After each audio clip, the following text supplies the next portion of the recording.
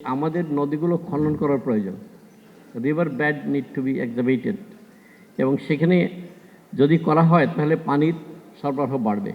আর কিভাবে আমরা আমাদের পরিবেশটাকে আরও সমুন্নত রাখতে পারি প্রাণ প্রকৃতির বিষয়ে, আমি মনে করি যে আমাদের সেচ প্রবাহে আগে যেরকম ডিজেল দিয়ে পাম্প চলতো সেগুলো এখন অনেকাংশ সোলারে রূপান্তরিত হয়েছে, সোলার পাওয়ারে।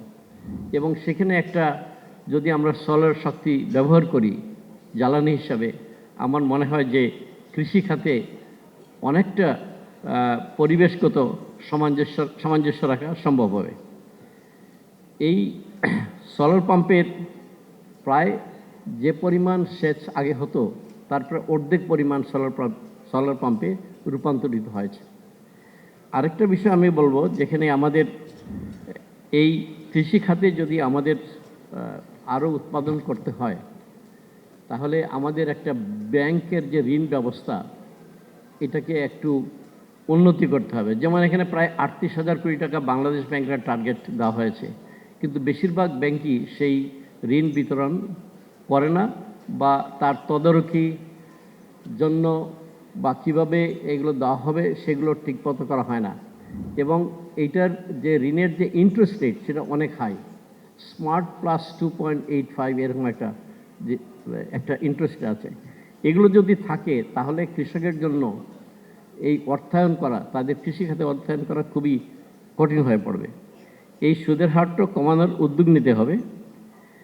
এই ব্যাংক ব্যবস্থা থেকে কিভাবে সাধারণ কৃষক বা সব ধরনের কৃষিখাতে যেখানে আমরা জড়িত আছি, সেটা শুধু ধান কেন, সব কিছু ফল ফসল সব জায়গায় যদি এইটা আমাদের অ্যাক্সেস করতে হয় তাহলে এইটারও একটা নীতিমালা প্রয়োজন এবং এগুলো টার্গেট বেসড লেন্ডিং প্রয়োজন। অর্থাৎ কোন খাতে কতটুকু ব্যবহার করতে হবে, বিশেষায়িত ব্যাংক কী করবে, বাণিজ্যিক ব্যাংকগুলো কী করবে, সেগুলোর সুনির্দিষ্ট নীতিমালা থাকলেই তখন সেটা করা সম্ভব।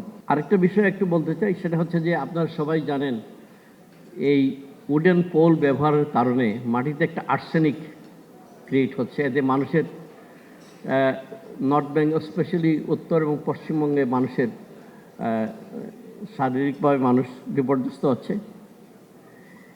এবং এইটা আমার মনে হয় এগুলোরও একটা আগে এরকম একটা কথা হয়েছিল, এইটার অনুসন্ধান হয়েছিল কিন্তু কোনো কাজ হয়নি।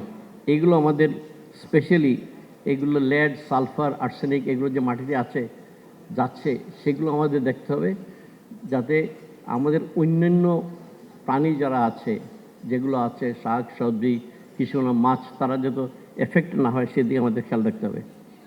আরেকটা জিনিস আমি মনে করি সবচেয়ে ইম্পর্টেন্ট আমাদের জন্য, সেটা হচ্ছে যে ডাব্লিউটিতে একটা আইনভিত্তিক ন্যায্য ব্যবসা বাণিজ্য বা সবাই যাতে কৃষি খাতে একটা ন্যায্যতামূলক সাবসিডি দেওয়ার সবাই চুক্তিবদ্ধ হয়।